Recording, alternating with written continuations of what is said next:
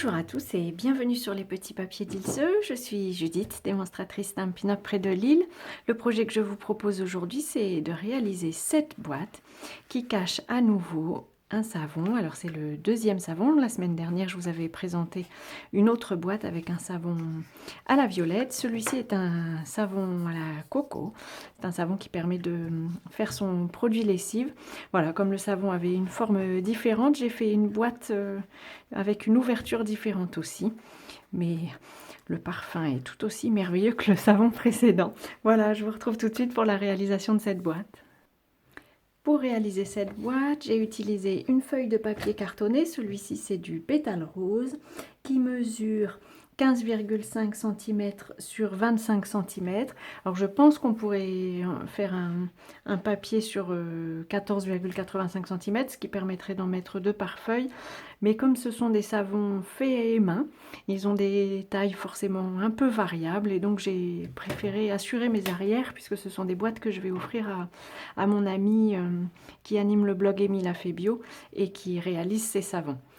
Pour faire les plis de la boîte, nous allons les faire en paysage à 3 cm de chaque côté. Donc je le retourne tout simplement. Et je fais mon trait à 3 cm. Puis, donc j'ai inversé, je pense. Je vous ai dit en paysage, c'est en portrait. En portrait à 3 cm de chaque côté. En paysage cette fois-ci à 3 cm. Puis je le retourne. J'ai fait mes 3 cm de ce côté-ci.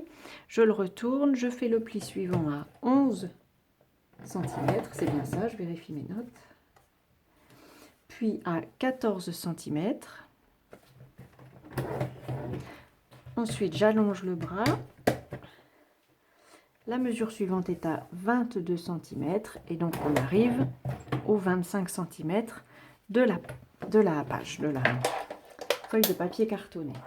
Nous allons pouvoir procéder au découpage. J'attrape mes ciseaux magiques. Pardon, je vous ai donné un coup. Alors, pour bien marquer les plis, pour bien les couper, je vais marquer mes plis. Donc vous pouvez le voir, la boîte est vraiment très simple. Elle a une forme plus ou moins, une ouverture qui fait plus ou moins penser à une boîte à pizza. Alors, pour les découpages, nous avons ici un carré, un rectangle, un carré, un rectangle, un carré. En fait, on va séparer les carrés du reste de la boîte, comme vous me voyez le faire souvent en coupant de part et d'autre du pli. Et puis je recoupe aussi un peu en diagonale, en fait pour ne pas avoir un morceau de papier qui déborderait sur la boîte et qui serait un peu disgracieux. Donc comme toujours, j'espère que vous voyez, la lumière n'est pas terrible aujourd'hui. Il fait un temps exécrable par ici. Voilà. Et donc, sur le dernier, je fais la même chose. Je coupe un peu en biais. En fait, c'est à chaque fois dans les carrés qu'on coupe en biais, mais le rectangle, on le coupe bien droit, puisque c'est lui qui va être visible de l'extérieur de la boîte. Donc à nouveau ici, je coupe bien droit du côté, du moins j'essaye, du côté du rectangle, et en biais du côté du carré. Voilà, le dernier. Et encore un dernier pli en biais. Je vais coller tout de suite les décorations sur cette boîte parce que c'est toujours plus facile de les coller à plat. J'ai choisi deux papiers que j'ai découpés dans le nouveau lot de papier de série design qui s'appelle Essence éternelle. Je les trouve superbes, ils me font penser à un tableau de maître évidemment, j'imagine que je ne suis pas la seule.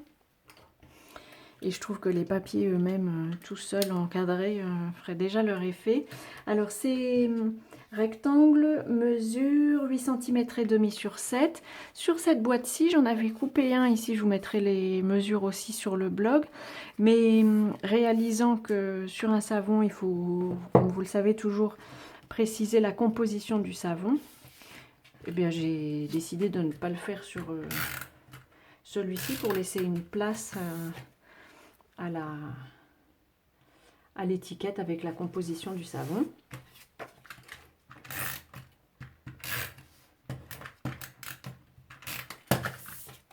Hop, je les trouve vraiment très jolis. Ce papier de série design, je le trouve très joli. Alors, pour coller la boîte, je vais le faire en 2 temps. En fait, c'est une technique qui est assez simple. On va d'abord coller ces deux-ci sur les parties qui leur sont adjacentes, comme ceci. Alors, c'est là où le fait d'avoir coupé notre carré en biais, comme vous le voyez, j'espère, ça permet de ne pas avoir un morceau qui dépasse ici et qui n'est pas très joli. Voilà, donc ça, ce sera notre première partie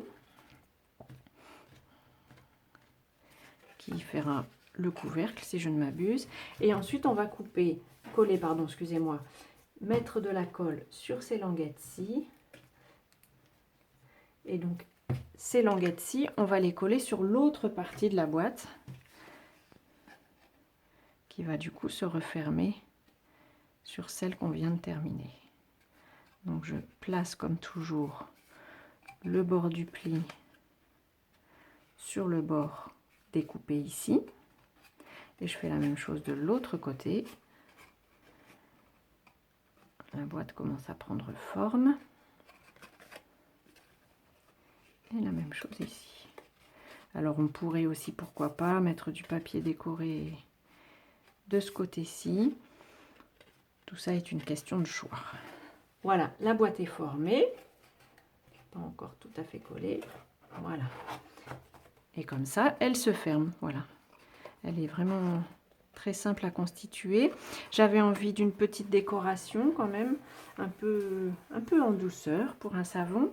Pour ça, j'ai choisi du ruban, voilà, que je ne trouvais plus. C'est un ruban, alors son nom exact en français, c'est le ruban en tulle à pois qui est revenu dans le catalogue de cette année. Il était déjà là l'année dernière. Et donc je fais une décoration assez simple. J'avais envie d'un ruban comme ça sur le dessus. Et puis je voulais pouvoir y mettre une étiquette. Donc je vais prendre une des chutes du papier cartonné qui m'a servi à faire la boîte. Et puis je vais prendre une étiquette qui est coordonnée à étiquette mignonne. En fait, c'est un lot. On reçoit le tout dans une boîte. J'ai évidemment une jolie boîte. J'ai évidemment réutilisé la boîte pour d'autres choses.